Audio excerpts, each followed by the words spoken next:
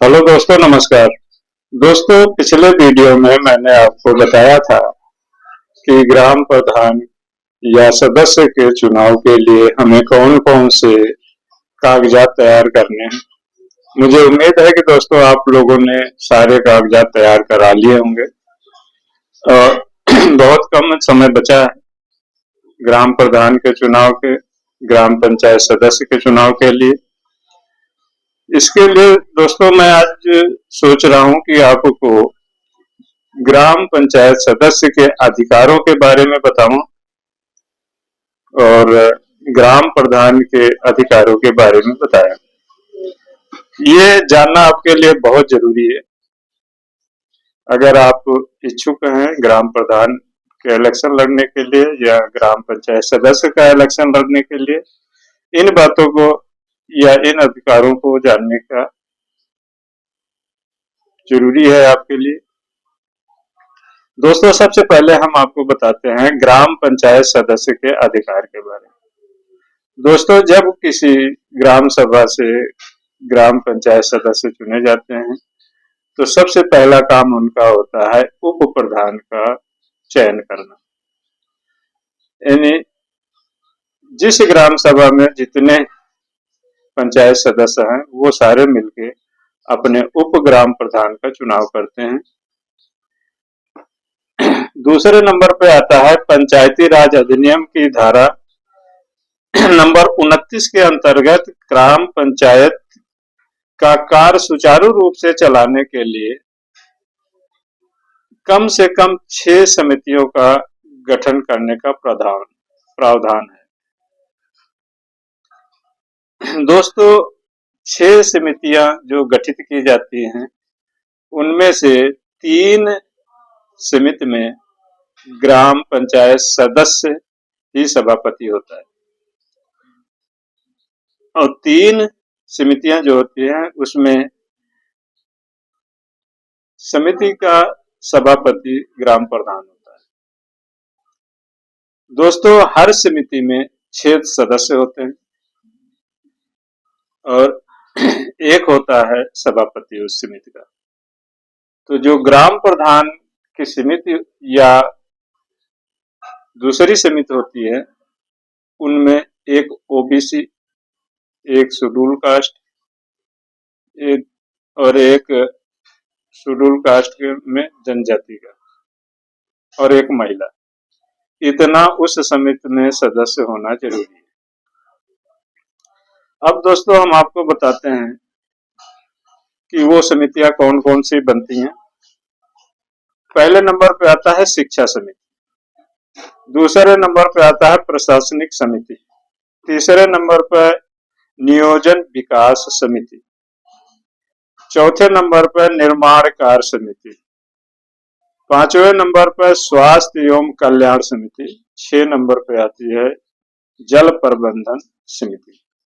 दोस्तों, शिक्षा समिति का सभापति होता है ग्राम प्रधान, प्रशासनिक समिति का सभापति होता है ग्राम प्रधान और नियोजन विकास समिति का भी सभापति ग्राम प्रधान होता है। बाकी 3 जो समितियां बची हैं, निर्माण कार्य समिति जिसमें ग्राम सभा के कई निर्माण कार्य होते हैं, जो सबसे महत्वपूर्ण समिति है वो निर्माण कार्य समिति है जिसमें ग्राम सभा के ज्यादा से ज्यादा पैसे खर्च होते हैं। इसका सभापति ग्राम पंचायत सदस्य होता है। स्वास्थ्य एवं कल्याण समिति जो बनती है उसका भी सभापति ग्राम पंचायत सदस्य होता है। जल प्रबंधन समिति होती है, इसका भी सभापति ग्राम पंचायत सदस्य होता है। बगैर ग्राम पंचायत समिति के ग्राम प्रधान कोई काम नहीं कर सकता। दोस्तों, अब हम आते हैं ग्राम प्रधान के अधिकार के संबंध में। आपको बताना चाहते हैं ग्राम प्रधान को 29 प्रकार का कार्य करवाने का अधिकार भारतीय संविधान की अनुसूची नंबर 11 के अनुच्छेद नंबर 243(6) में प्रावधान है। ये प्रावधान इस प्रकार हैं। नंबर 1, कृषि। अब दोस्तों, कृषि का कार्य जैसे कोई यंत्र लाके देना हो खासकर किसानों को, या और किसी भी प्रकार के दवाई है खेती से संबंधित, आदि चीजें वो ग्राम प्रधान कर सकता है, यानी किसानों की काफी मदद कर सकता है। भूमि का विकास करवा सकते हैं।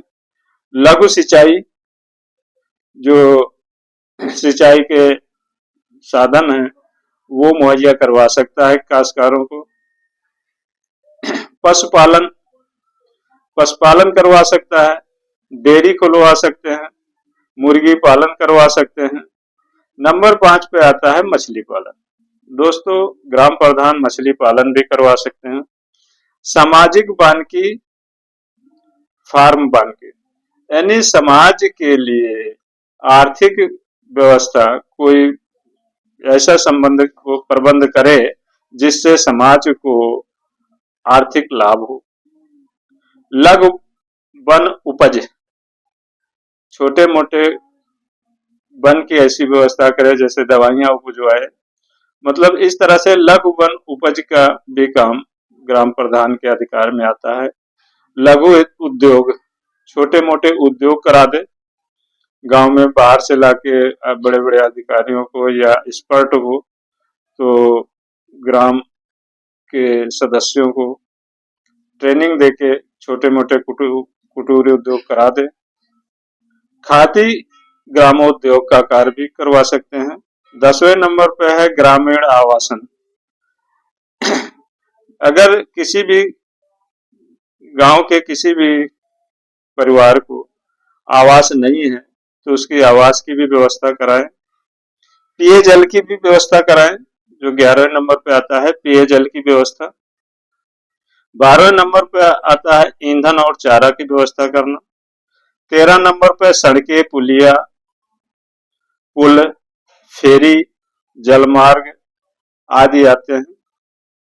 ग्रामीण विद्युतीकरण और विद्युत वितरण की व्यवस्था ग्राम प्रधान के जिम्मे होता है।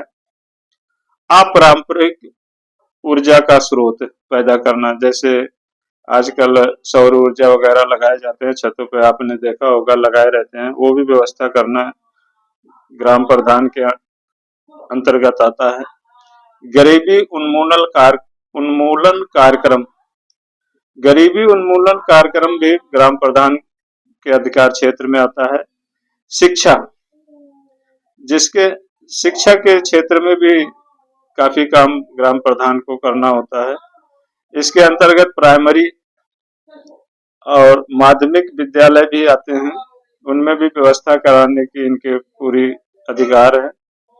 तकनीकी प्रशिक्षण और व्यावसायिक शिक्षा, ये भी तकनीकी प्रशिक्षण भी ग्राम सभा के अंदर करवा सकते हैं, और व्यावसायिक शिक्षा भी बुला के एक्सपर्टों को गांव के लोगों को करवा सकते हैं।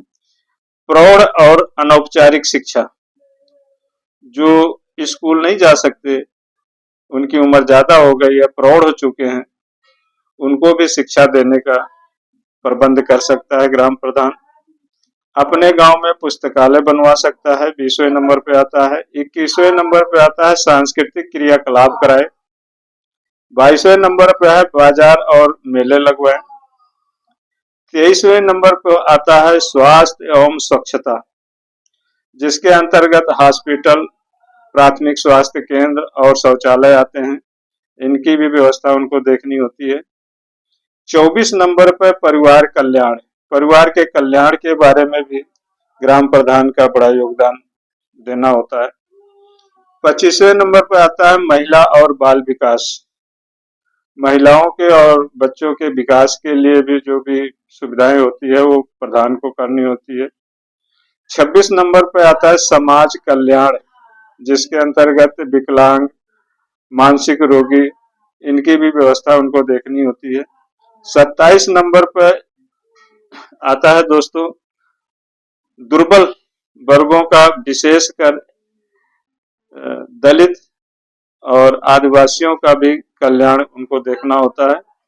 28वें नंबर पे आता है सार्वजनिक वितरण प्रणाली, यानी जो भी सामग्री वितरित करना है वो एक समान रूप से बांटना या बंटवाना, ये प्रधान के अंतर्गत आता है।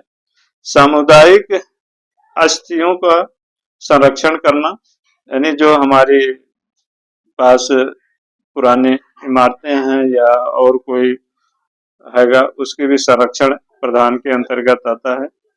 दोस्तों, इस तरह से ग्राम प्रधान और सदस्यों का अधिकार दिया है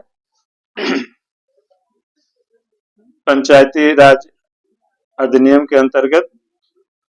दोस्तों, अगर आपको सरपंची लड़नी है तो इन बातों को जानना बहुत जरूरी है। अगले वीडियो में फिर हम आपको बताएंगे टीम वगैरह बनाने के कैसे है, कैसे आप इलेक्शन लड़ें। तो वीडियो लंबा हो रहा है, इसलिए हम यहीं पर समाप्त करते हैं। नमस्कार।